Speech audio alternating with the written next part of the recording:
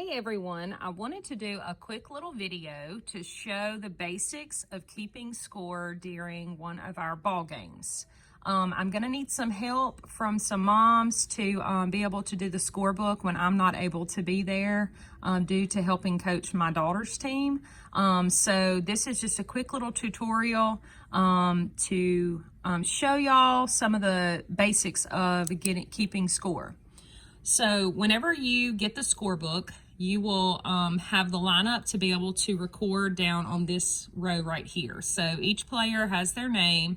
I don't worry about numbers or positions. If the other team gives you numbers, that might be helpful since we probably don't know their kids to keep track of whose turn it is to go.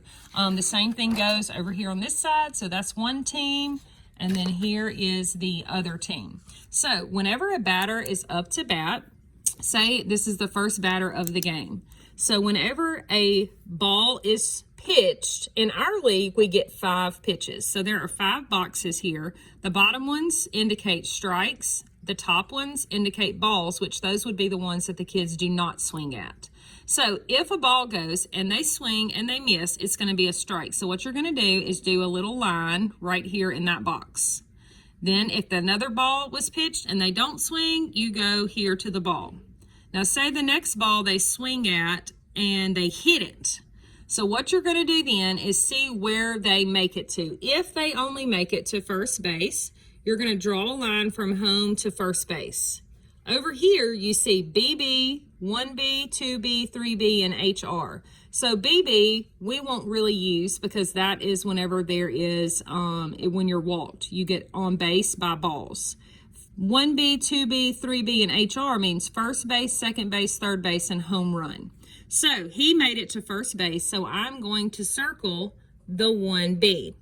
Now, here comes player number 2, Joe. Joe's turn to hit. Now, Joe hits the ball, and he makes it to first base. So I'm going to draw another line to first base, and I'm going to circle 1B.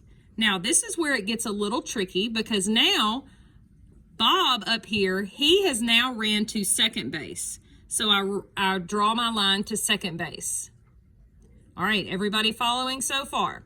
Now, here comes Sam. Sam swings, and he misses. That means he strikes out.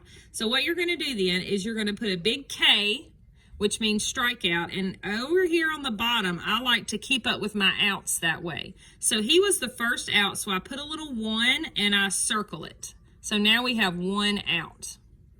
All right, Tom's turn to bat. Tom hits it, and he makes it to first base. I'm going to circle 1B. Now that means Bob has ran to third and Joe ran to second. So I've completed I'm working my way around to complete the square. Now Bob got out when he got to third. So I'm going to do a 2 and a circle because he is now my second out. Now continue on. Say Dan hit the ball and got to first base. And that means that Tom is on second base and Joe is on third base. Let's continue again, and Matt hits the ball. Matt gets on first base. Dan now is at second base. Tom is at third base, and Joe ran home. Now, when they run home and score a run, you complete the circle, and you color in that little diamond, okay? So now, when I look at my book, however many colored squares I have is going to tell me how many runs we have. Now, this is a short list of names, but say we continue to have more names here. I'm just going to write name just for reference. Now, pretend like he got out at first, so now we have 3 outs. There's our first out, that was our second out, and here's our third out. These 2 guys were left on base, and so we don't do anything with theirs. This is the end of this inning for us, so I'm going to draw a dark line so I know that that's where it ended. Now it's the other team's turn. Flip it over, do the same thing for them. Now, once they're done batting, and you go back to our page where our team is batting, now we are in the second inning. Now, I'm not going to continue right here on this row because that is the first inning. So I'm going to go here to my second inning, and I'm going to go all the way down to this name kid, and I'm going to continue on there. Now, some people even like to do like a little squiggle down the rest of that inning to make so that they don't get confused and put it back into this square to keep it in with the inning. So then I would do this one, say I did this one and he made it to second, and then now I've got to start back up to the top of the lineup. Now we have a lot of kids, so we're never going to run into where they run into the next person, to somebody that's already batted in that inning. And if that's the case, we'll just improvise and work from there.